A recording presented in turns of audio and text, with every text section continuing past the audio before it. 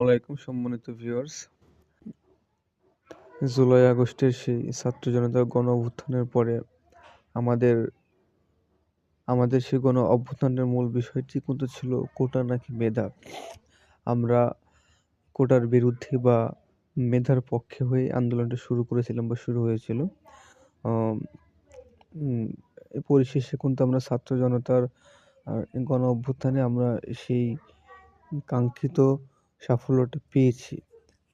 তো যাই হোক, এখন এরপর থেকে অনেক সরকারি চাকরির নিয়োগ আসছে, নিয়োগ হচ্ছে এবং আমাদের একটাই প্রত্যাশা যেন মেধার ভিত্তিতে চাকরিটা পাই। যে মেধার জন্য এত লড়াই, সে মেধার ভিত্তিতে যেন আমরা চাকরিটা পাই। ডেফিনিটলি তাই। তো এই যে গত বছরের 2024-এ যে একটা বিশাল একটা নিয়োগ ছিল, ভূমি রেকর্ড ও জরিপ অধিদপ্তরে বিশাল একটা নিয়োগ ছিল। এটার আবেদন ডেট এটা শেষ হয়ে গেছে। অলরেডি পরীক্ষা শুরু হয়ে গেছে। একটা বিশাল বড় নিয়োগ ছিল। তো এই ভূমি রেকর্ডের যে পরীক্ষা শুরু হয়েছে, সেখানে একটি আমি দেখাবো। আপনাদের সেখানে একটা বিজ্ঞপ্তি দেওয়া হয়েছে।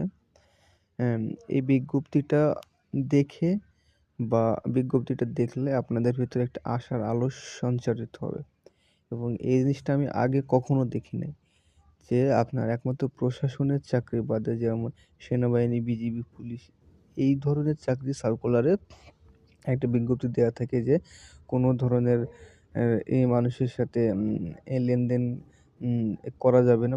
অন্য যেসব আ সরকারি চাকরিগুলো আছে এগুলোতে আমি এরকমভাবে স্পেসিফিকভাবে দেখি না, যেটা এই ভূমি রেকর্ড ও জরিপের একটা বিজ্ঞপ্তিতে দেখে আমি খুবই খুশি হয়েছি এবং আমিও আশা করতেছি যে মেধাবীরাই, যারা যোগ্য, তারাই যেন সকল ধরনের সরকারি চাকরিতে পরীক্ষা দিয়ে অ্যা এই চাকরিটা নিশ্চিত হয়।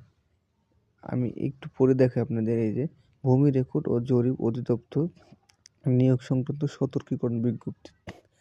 এই যে গতকালকে যে পরীক্ষাটা হয়েছে, গতকালকে ৫ টা পদের পরীক্ষা হয়েছে। পরীক্ষার তারিখ ২৪ জানুয়ারি ২০২৫।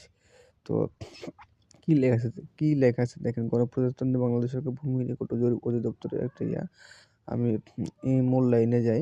নিয়োগ সংক্রান্ত সতর্কীকরণ বিজ্ঞপ্তি। এইখানে বলেছে, এত দ্বারা সংশ্লিষ্ট সকলদের অবগতির জন্য জানানো যাচ্ছে যে ভূমি রেকর্ড ও জরিপ অধিদপ্তরে রাজস্ব কাঠামোভুক্ত ৫টি ক্যাটাগরির ১২৬টি শূন্য পদে নিয়োগের লিখিত পরীক্ষা আগামী ২৪/১/২০২৫ খ্রিস্টাব্দ তারিখ অনুষ্ঠিত হবে। অধিদপ্তরের নিয়োগ কার্যক্রম ও নিয়োগ বিধি অনুসরণপূর্বক সম্পূর্ণ স্বচ্ছতা ও নিরপেক্ষতার সাথে সম্পন্ন করা হবে। প্রার্থীদের রোল নম্বর, আসন বিন্যাস, প্রশ্নপত্র প্রেরণ ও মুদ্রণ, উত্তরপত্র মূল্যায়ন, ফলাফল প্রস্তুত সহ যাবতীয় কাজ সফটওয়্যারের মাধ্যমে স্বয়ংক্রিয়ভাবে করা হবে। এক্ষেত্রে কোনো ধরনের অবৈধ হস্তক্ষেপের সুযোগ নেই।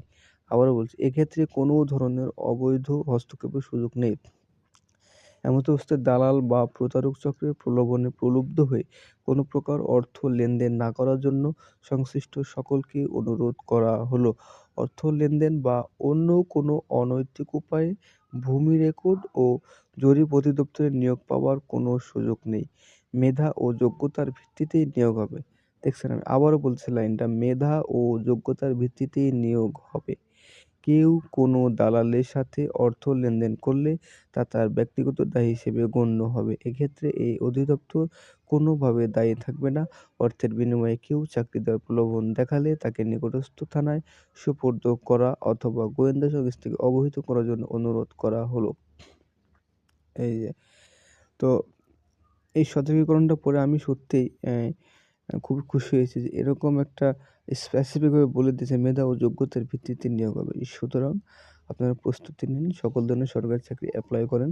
যাদের স্বপ্ন আছে, স্বপ্ন পূরণে পরিশ্রম করতে হবে ভাই, পরিশ্রম করেন, ইনশাআল্লাহ হয়তোবা আল্লাহ চাইলে আমরা সফল হইতে পারি। আপনাদের সবাইকে ধন্যবাদ খুবই মনোযোগ দিয়ে শোনার জন্য। আ সবসময় আমার পাশে থাকবেন।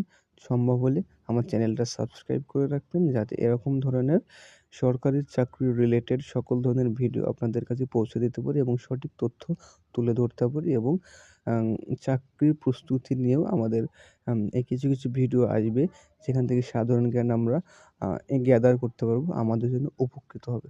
ধন্যবাদ সবাইকে।